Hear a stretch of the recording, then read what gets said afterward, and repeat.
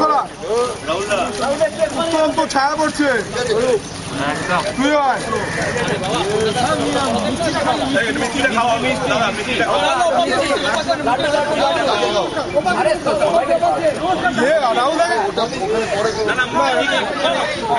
ওদিকে দাম দিতে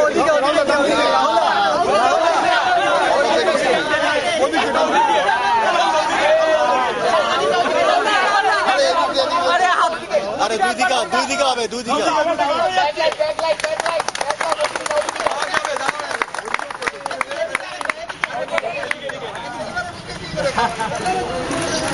ওদিকে দেখো ওদিকে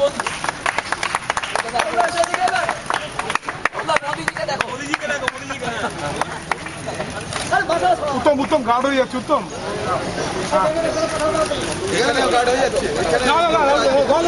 ফলাফল এসছে তাতে এটা পরিষ্কার হয়ে গেছে যে সারা দেশে নরেন্দ্র মোদীজির হাওয়া পরিবর্তনের হাওয়া দারুণভাবে কাজ করছে।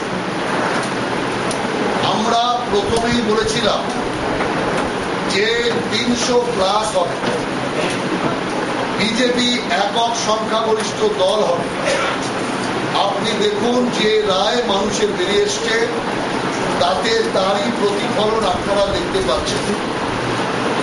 এই রাজ্যের ক্ষেত্রে আমরা যেটা বলেছিলাম যে বিজেপি এই রাজ্যে একটি বৃহত্তর বিকল্প রূপে আত্মপ্রকাশ করবে এবং সিপিএম এবং কংগ্রেস এই রাজ্যে প্রায় নিশ্চিহ্ন হয়ে যাবে।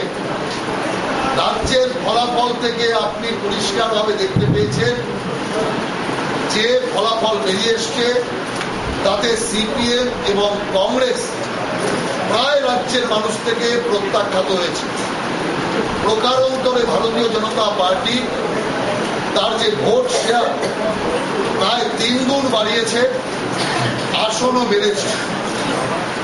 আমরা মনে করি যেটা আগামী 2016 সালে বিধানসভা নির্বাচনের ক্ষেত্রে একটা ইঙ্গিতপূর্ণ ফলাফল বলে আমরা মনে করছি এবং এই যে ফলাফল যেটা এসছে এই ফলাফলে যেটা আপনারা দেখতে পাচ্ছেন সেটা আসল ফল নয়।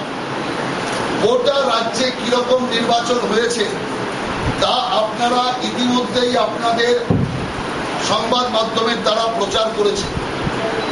একদম পঞ্চায়েত নির্বাচন যেটা হয়েছে সেই জাতীয় একটা নির্বাচন হয়েছে। আমি এর আগেও বলেছিলাম যে এই নির্বাচনটা মনে হচ্ছে মীরা পান্ডে পরিচালিত নির্বাচন, এটা সম্পদ কুমার পরিচালিত নির্বাচন আমাদের মনে হয়নি। তৃণমূলের আজকে যে রেজাল্ট হয়েছে সেই রেজাল্টকে আমি জনগণের রায় ধরতে পারছি না। এই রেজাল্টের মধ্যে ভোট লুট ব্যাপকভাবে আছে এবং যদি ভোট লুট না হতো তাহলে আমরা আরো অনেকগুলো কেন্দ্রে দারুণভাবে জয়লাভ করতাম।